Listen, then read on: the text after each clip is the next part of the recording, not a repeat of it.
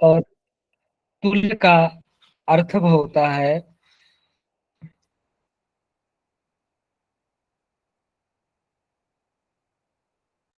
तुल्य का अर्थ समान। तो हाँ तथा आभ्यंतर प्रयत्न, ये दोनों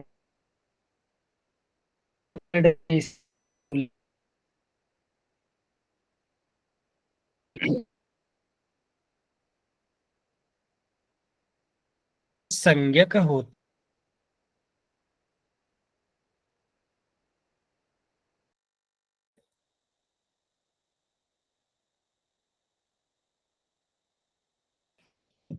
गुरुदेव, आपकी आवाज फ्रेश नहीं आ रही है।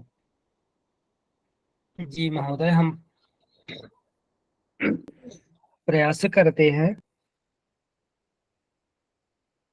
जिन वर्णों का जिस वर्ण के साथ तालु आदि स्थान तथा आभ्यंतर प्रयत्न, ये दोनों समान होते हैं, वह वर्ण समूह या अक्षर समुदाय परस्पर सवर्ण संज्ञक होते हैं। इस सूत्र का अर्थ हम सब समझ चुके होंगे। है तालवादि स्थानम आभ्यंतर यस्मिन् स्यात्।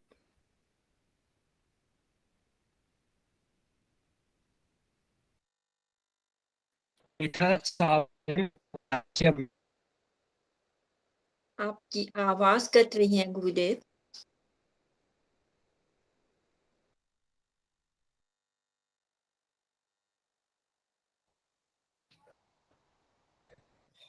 इन वर्णों की संज्ञा करनी चाहिए। रि और ली वर्ण आपस में सवर्ण संज्ञक होते हैं। गुरुदेव, आपकी ध्वनि पूरा साफ आ ही नहीं रही है, हम सब समझ ही नहीं पा रहे।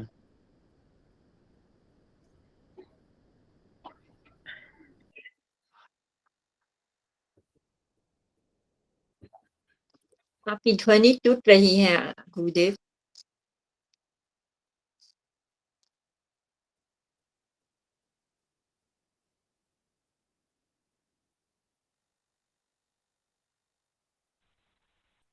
अब योगी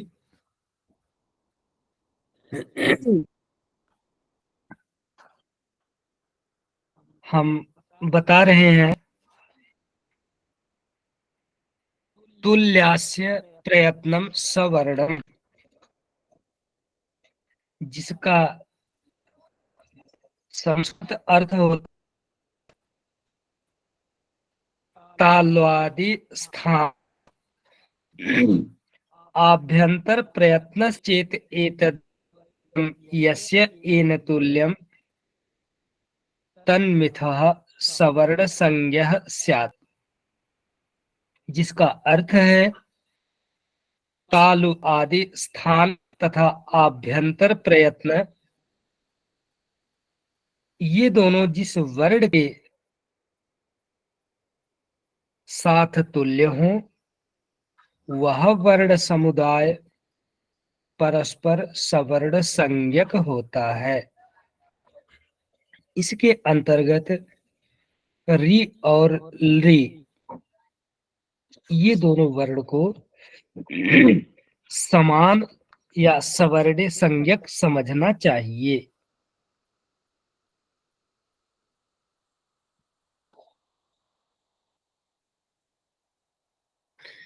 इसी तरह से अकुह विसर्जनीयानाम कंठः, इसे हम पूर्व में बता चुके हैं। अब हम इस सूत्र के आगे चलते हैं।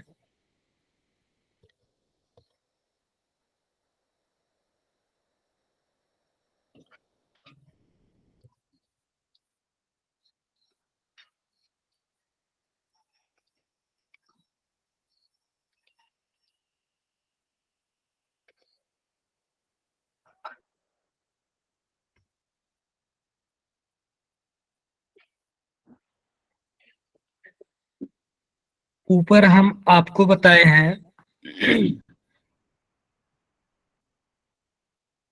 तालु आदि स्थान तथा आभ्यंतर प्रयत्न।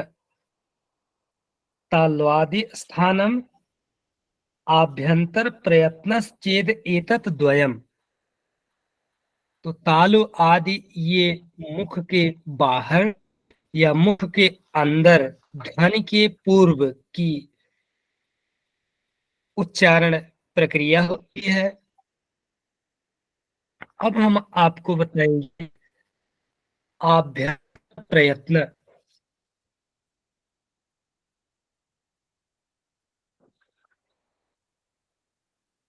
प्रयत्न दो प्रकार के होते हैं। प्रयत्नाः द्विधा।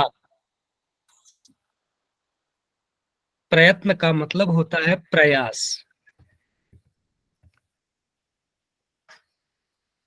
यहाँ आप सब देख रहे होंगे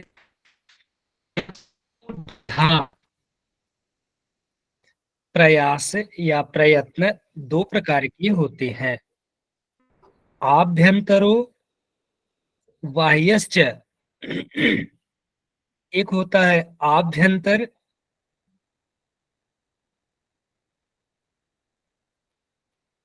और दूसरा है बाह्य प्रयत्न। तो आद्यः पंचधा जो पहला प्रकार है, पहला विधि है, वह 5 प्रकार का होता है। यानी आभ्यंतर प्रयत्न 5 प्रकार के होते हैं। वे कौन कौन से? ते के तो स्पृष्टे, ईसद स्पृष्टे, ईसद विवृत, विवृत समृत भेदात। स्पृष्ट, ईसद स्पृष्ट। स्पृष्ट का मतलब होता है स्पर्श, और ईसद स्पर्श का मतलब होता है जिनमें थोड़ा सा स्पर्श किया जाए। विवृत, विवृत का मतलब होता है खुला हुआ। ईसद विवृत थोड़ा खुला हुआ। और समवृत, समवृत का मतलब ना तो पूरा खुला हुआ और ना ही आधा खुला हुआ, बल्कि पूरे के मध्य से उच्चरित होने वाले वर्ण समवृत कहलाते हैं। अत्र स्पृष्टम प्रयत्नम स्पर्शानाम। जितने वर्ण स्पर्श होते हैं उनका जो आभ्यंतर प्रयत्न होता है वह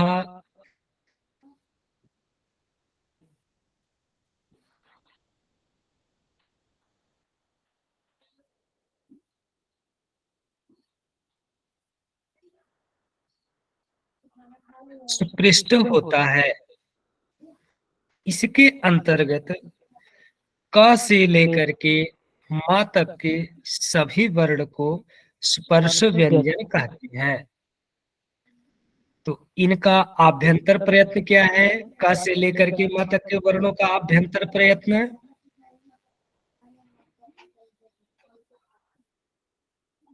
क से लेकर माँ तक के वर्णों का आभ्यंतर प्रयत्न क्या होता है?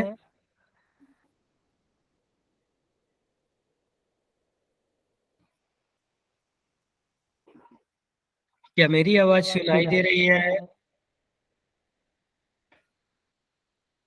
गुरुदेव थोड़ी कट कट पे आ रही है।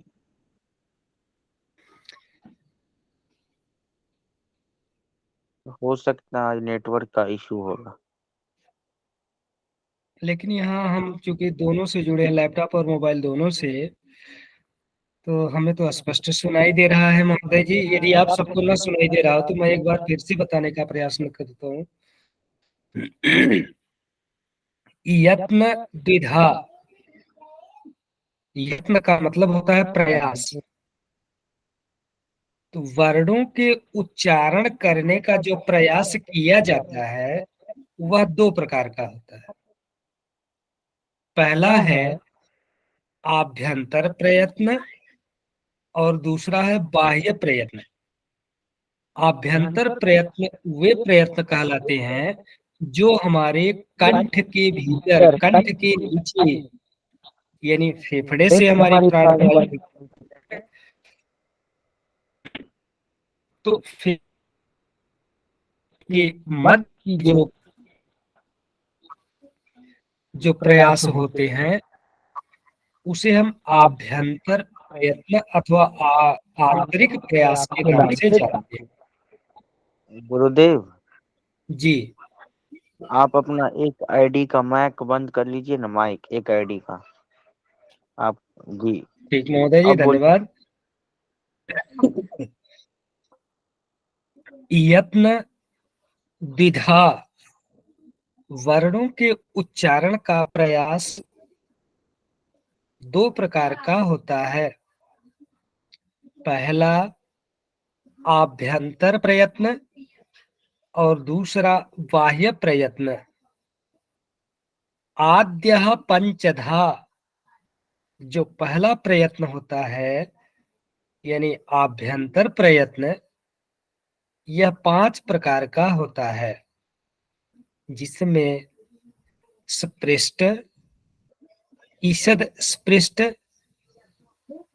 ईषद विवृत, विवृत, समवृत भेदात। तो स्पृष्ट, ईषद स्पृष्ट, ईषद विवृत, विवृत और समवृत, ये 5 भेद होते हैं। जिसमें जो पहला भेद है स्पृष्ट, तत्र स्पृष्टम प्रयत्नम स्पर्शानाम। तो जितने स्पर्श वर्ण होते हैं, हम आपको पूर्व में लेकर के मां तक के सभी वर्ण व्यंजन कहलाते हैं। तो इनका आभ्यंतर प्रयत्न स्पृष्ट,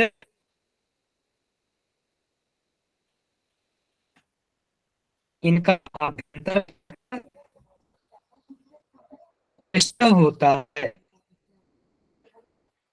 गुरुदेव क्षमा कीजिएगा, हम आपको परेशान करना नहीं चाहते, लेकिन गुरुदेव आपकी ध्वनि आ ही नहीं रही है। नहीं महोदय जी, जो सत्य है हम उसे स्वीकार करेंगे। अगर मेरी आवाज नहीं जा पा रही है तो हम इसे फिर से बताने का प्रयास करेंगे, क्योंकि नेटवर्क के समक्ष हम भी विवश हैं, आप भी विवश हैं।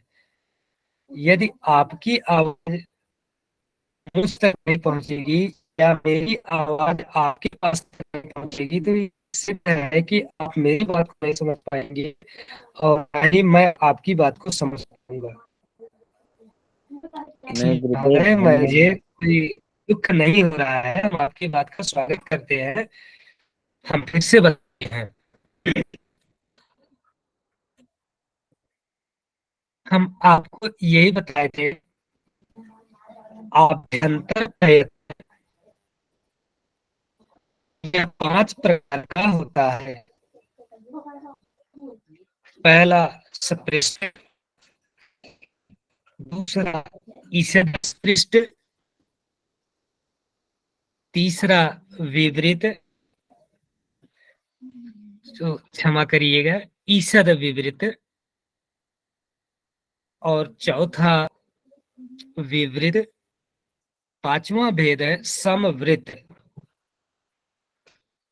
इसमें जो पहला भेद स्पृष्ट है, यह जितने स्पर्श व्यंजन होते हैं उनका अभ्यंतर प्रयत्न स्पृष्ट होता है।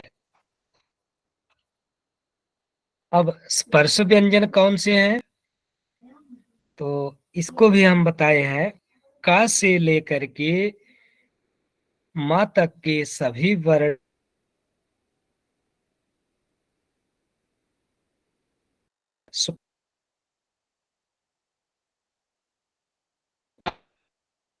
मत के सभी व्यंजन स्पर्श व्यंजन हैं।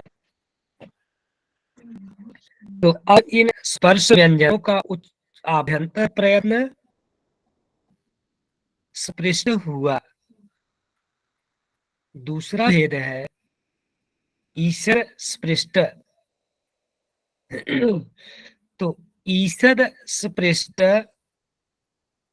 अंतस्थानाम, जो वर्ण अंतस्थ होते हैं उनका आभ्यंतर प्रयत्न ईसद स्पृष्ट होता है। अंतस्थ वर्णों के उच्चारण में जो आंतरिक प्रयत्न होता है वह थोड़ा स्पर्श करता है। फिर तीसरा भेद है ईसद विवृत। ईसद का मतलब होता है थोड़ा खुला हुआ। अब ईसद विवृत ऊष्मणाम, जो ऊष्म व्यंजन होते हैं उनका आभ्यंतर प्रयत्न ईसद विवृत होता है। अब ऊष्म के अंतर्गत कौन कौन से वर्ण हैं?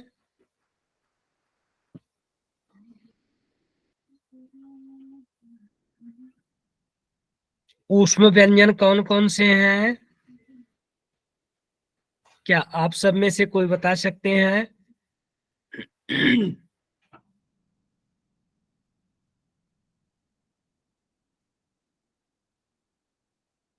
हरिओम। श, श, स और ह। जी, बहुत अच्छे। और हा, ये ऊष्म व्यंजन होते हैं।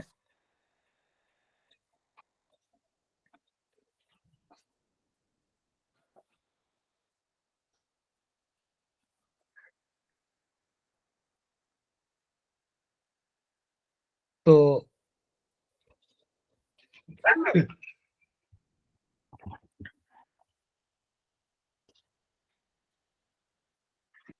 विवृत, विवृतम स्वराणाम और आभ्यंतर प्रयत्न, जो विवृत है तीसरा भेद, वो चौथा भेद जो है, यह सभी स्वरों का आभ्यंतर प्रयत्न विवृत होता है। और ह्रस्वस्थ वर्णस्य प्रयोगे समवृतम, जितने ह्रस्व वर्ण होते हैं उनका प्रयोगे अर्थात सिद्धि के समय या रूप सिद्धि की प्रक्रिया में उनका आभ्यंतर प्रयत्न समृत होता है।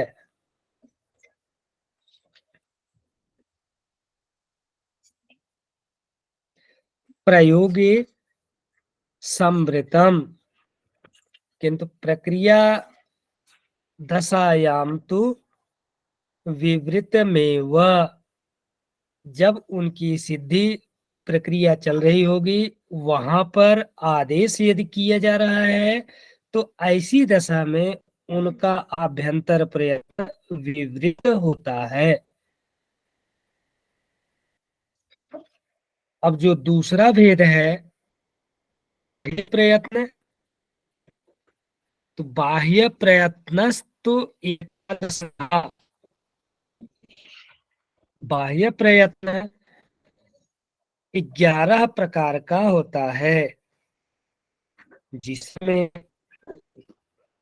विवार, संवार, श्वास, नाद, घोष, आघोष, अल्प प्राण, महाप्राण, उदात्त, अनुदात्त, स्वरित चेति और स्वरित इस प्रकार से 11 होते हैं।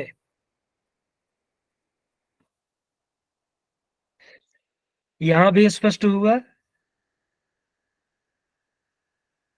यहाँ समझ गए कि नहीं? अभी फिर से बताएं। जी गुरुदेव। जो बाह्य प्रयत्न होता है वह 11 प्रकार का होता है। पहला विवार, दूसरा संवार, तीसरा श्वास, चौथा नाद। गुरुदेव, हाँ ये इसमें लिखा नहीं है। लिखा गया है। कि यह है संस्कृत में है, आपको समझना। यह देखें महोदय, यदि संस्कृत में नहीं समझ पाते तो हम हिंदी में भी बता रहे हैं। बाह्य प्रयत्न जो होते हैं वे 11 प्रकार के होते हैं, जिसमें मैं क्रम यहाँ से पढ़ रहा हूँ। आप यहाँ मेरा कर्सर देख रहे होंगे, कहाँ पर है? दिखाई दे रहा है? जी दिखाई दे रहा है। तो वही है, बाह्य प्रयत्नस्तु एकादशधा। बाह्य प्रयत्न 11 प्रकार के होते हैं। विवार, संवार, श्वास, नाद, घोष, अघोष, अल्प प्राण, महाप्राण, उदात्त, अनुदात्त, स्वरित, ये 11 प्रकार के होते हैं। अब विवार का मतलब होता है मुंह खुला हुआ। संवार का मतलब ना तो मुंह खुला रहेगा और ना ही बंद रहेगा, मध्य में रहेगा। श्वास का मतलब ये होता है कि जिन वर्णों के उच्चारण में प्राणवायु अधिक लगती है वे श्वास कहलाते हैं। और कुछ वर्ण नाद करते हैं। नाद का मतलब ये घंटा, आप लोग सुने होंगे, घंटी जो बजाई जाती है या मंदिर में जो घंटा बजता है, एक बार आवाज करने के बाद थोड़ी देर तक वह आवाज ही सुनाई देती रहती है, उसी को नाद कहते हैं। और घोष, घोष का मतलब होता है कान। और अघोष का मतलब जिसमें कान ना हो, या इसे दूसरे शब्द में कहते हैं ऐसे वर्ण जिनके उच्चारण में ध्वनि गुंजायमान होती है वे घोष कहलाते हैं। और ऐसा वर्ण जिनके उच्चारण में ध्वनि गुंजायमान नहीं होती है वे अघोष कहलाते हैं। फिर दूसरा अगला है अल्प प्राण। प्राण का मतलब यहाँ पर वायु से है, श्वास वायु से है। तो जिनके उच्चारण में कम श्वास लगती है वे अल्प प्राण कहलाते हैं। और जिन वर्णों के उच्चारण में प्राणवायु अधिक लगती है, श्वास अधिक लगती है, वे महाप्राण कहलाते हैं। फिर उदात्त और अनुदात्त को हम बता ही दिए हैं, और स्वरित को भी हम बता चुके हैं।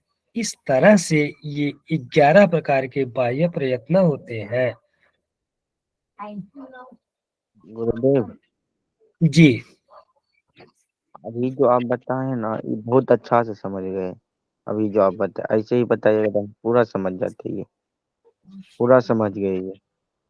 जी, तो हम तो इसी तरीके से बताने का प्रयास कर रहे हैं। आगे है हरो विवाराह। हर वर्ण के जितने खर प्रत्याहार के जितने वर्ण होते हैं वे, उनका बाह्य प्रयत्न विवार होता है।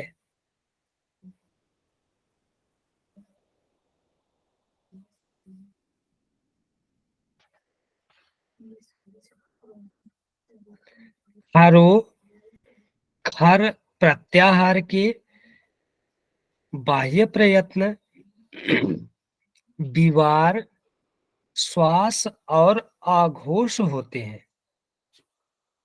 खर प्रत्याहार के अंतर्गत कौन कौन से वर्ण आते हैं? इनके उच्चारण में जो बाह्य प्रयत्न होता है उसमें दीवार, श्वास और आघोष होता है।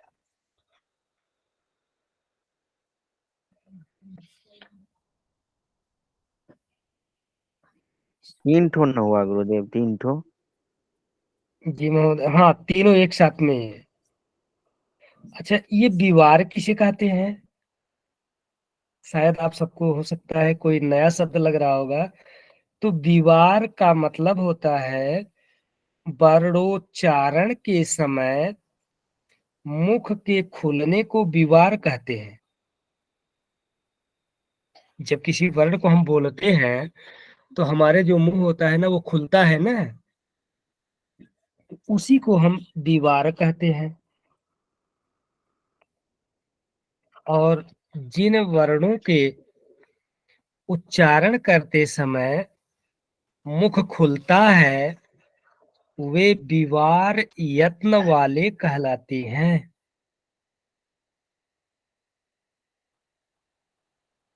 और अगला है समवार या संवार, इसको पढ़ते हैं। इसका तात्पर्य क्या है? वर्णोच्चारण के समय मुख के विकास या मुख के कम खुलने को संवार कहते हैं।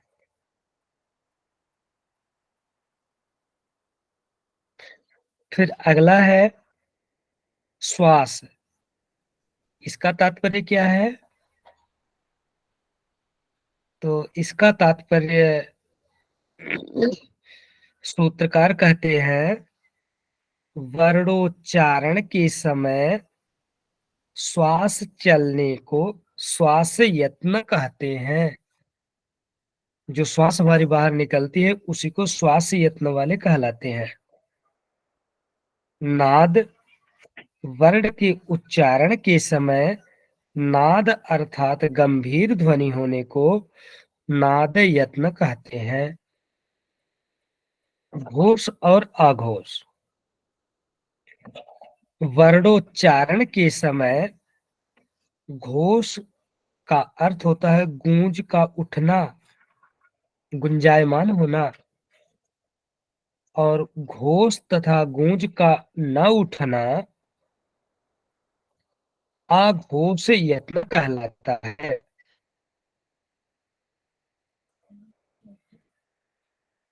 फिर अल्प प्राण और महाप्राण।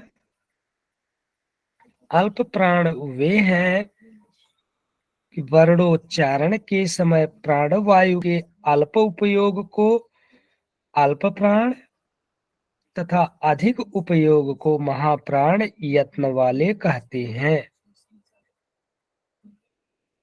अब जो ऊपर हम बताए चुके हैं इसमें आए हुए स्पर्श, अंतस्थ,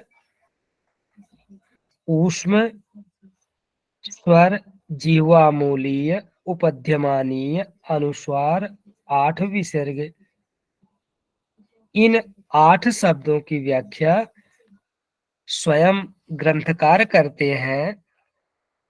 कादयो मावसानाः स्पर्शाः, क आदि से लेकर माँ तक के वर्ण स्पर्श कहलाते हैं। यणो अंतस्थाः, यण प्रत्याहार के अंतर्गत आने वाले वर्ण अंतस्थ कहलाते हैं। और सल ऊष्माणः, सल प्रत्याहार वाले वर्ण ये ऊष्म कहलाते हैं। अच स्वरा गुरुदेव और गुरु- अच प्रत्याहार के वर्णों को स्वर कहते हैं। जी, कुछ कहना चाहते हैं महोदय? नहीं गुरुदेव बोले जो ये कहा, ये अभी कहीं लिखा है पुस्तक में? ऊपर ही महोदय हम बता चुके हैं ना। जी जी जी। अच्छा, पुस्तक को ही हम बताते हैं। गुरुदेव वैसे आज समय भी हो गया अपना। जी, तो ठीक है महोदय जी, हम इन्हीं के बाद अब शांति मंत्र करते हैं। शांति मंत्र के बाद हम सब जा सकते हैं क्लास से। सर्वे भवन्तु सुखिनः, सर्वे सन्तु निरामयाः, सर्वे भद्राणि पश्यन्तु, मा कश्चित् दुःखभाग् भवेत्। ओम शांति शांति शांतिः। धन्यवादाः जी गुरुदेव सर्वेभ्यः। प्रणाम। नमो नमः। आप सब मेरी कक्षा में आए। मैं आप सभी का हृदय से स्वागत, अभिनंदन और वंदन करता हूँ। सर्वेभ्यः गुरुदेव नमो नमः। शुभ रात्रि। गुरुदेव नमो नमः जी, गुरुदेव, धन्यवाद। प्रणाम। और अगर गुरुदेव अगर हम सब की वाणी से आपको अगर ठेस पहुंची हो तो उसके लिए क्षमा कीजिएगा गुरुदेव। महोदय जी, हम बताते हैं। आप सबको शक इसी पर हो रही होगी कि आप सब प्रश्न पूछते तो मुझे गुस्सा आता है। नहीं महोदय, हम वो आधुनिक विद्वानों से थोड़ा अलग रहता हूँ। मेरी विशेषता है महोदय, अगर कोई व्यक्ति मुझसे प्रश्न करता है और वह प्रश्न स्तरानुकूल होते हैं, विषय के अनुरूप होते हैं, तो हमको क्रोध नहीं आता। हम तो उस परंपरा को निर्वहन करना चाहते हैं। जैसे आचार्य द्रोण ने भगवान तो अर्जुन को बताए हैं कि "ऐ अर्जुन, उत्तम शिष्य वही होता है जो प्रश्न करते समय गुरु की गुरुता अथवा इत्यादि का ध्यान न दे, और उसी तरह से कभी मैं और आप गुरु और शिष्य परंपरा में आमने सामने होते हैं, तब वहां न तो आप मेरे शिष्य और ना ही मैं आपका गुरु। इसलिए ऐ अर्जुन, जैसे तुम अपने बाणों से मेरे हृदय को विदीर्ण करना चाहते हो, उसी तरह से आपके प्रश्नों से मेरे हृदय की घाव ये परिपूर्ण हो जाएगी। हे अर्जुन, तुम यथेष्ट प्रश्न को करो। तो हम अपने आत्मीय लोगों को भी यही बताते हैं, वे प्रश्न करें, लेकिन प्रश्न स्तर के अनुकूल हो। भाई 100 प्रश्न आप मुझसे पूछेंगे, तो एक प्रश्न हम पूछेंगे तो कम से कम मेरे भी प्रश्न का उत्तर मिलना चाहिए, तभी तो हमें संतुष्टि मिलेगी। जी गुरुदेव ये तो आपकी उदारता है। और क्योंकि गुरुदेव मेरे गुरुदेव बताते थे अगर कोई भी शिष्य और विद्यार्थी और छात्र के अगर मन में कोई प्रश्न रहे, अगर वो बार बार पूछता है तो विद्वान है। अगर वो नहीं पूछता है और चुप चुप रहता है तो वो मूर्ख के समान है, गधा के समान है। जी, बिल्कुल सत्य है। और इसीलिए हम आप सभी का हृदय से स्वागत, अभिनंदन और अभिवंदन करता हूँ। धन्यवाद। कल की कक्षा में फिर हम सब मिलेंगे। नमो नमः। जी प्रणाम। नमो नमः गुरुदेव, धन्यवाद गुरुदेव। शुभ रात्रि सभी को। नमो नमः। किशोन जी अगर आपको इसका पीडीएफ मिले तो मुझे भेज दीजिएगा। नमो नमः महादेव, हर हर महादेव। पुस्तक वाला। भेजा है आचार्य नारायण राजकुमार जी के यहाँ। अगर मुझे सत्यपाल का मिले तो मैं उसको भी भेजूंगी। एक हाँ अन्य आप जो सरल ही है, वह भी बराबर सरल है। और जो सत्यपाल का मैं कोशिश कर रही हूँ ढूंढने के लिए, अगर मिल जाए तो मैं तुरंत आपको भेज दूंगी। और जब तक कक्षा हो रही है, तो मैं आपको यह जो पृष्ठ है पिक्चर निकाल कर मैं भेज रही हूँ। तो मैं इसका भी भेज देती हूँ अभी, ताकि आपको मिल जाए। जी मिल जाए और पीडीएफ भी भेज दीजिएगा। जी, जो गुरुजी ने भेजा है समझाया है, आपको मिल जाएँगे। ठीक है, सभी को आप नमो नमः। ठीक है, ट्रांसफर राजकुमार जी, जी, राजकुमार जी, आप अपना अपना मेल एड्रेस मुझे दे दीजिए ना, भेज दीजिए व्हाट्सएप द्वारा। क्या पुस्तक भेजने के लिए? नहीं, मेल एड्रेस हाँ, पीडीएफ मैं भेजूँगी। आप वो इस पे भेज दीजिए ना, ग्रुप में भेज दीजिए ना, ग्रुप में। जी, जी, ओके तो